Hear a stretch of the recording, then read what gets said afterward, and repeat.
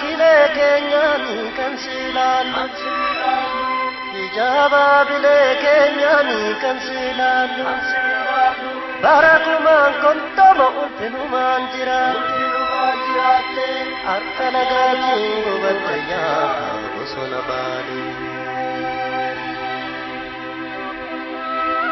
Gaaddisa tulloonni keenya keessatti wal geessu gaaddisa roonni keenya keessatti burraaji ulfinumaan jiraatte barakumaa konfuma akka lagaatiin gubatte yaa birsa aduuraa.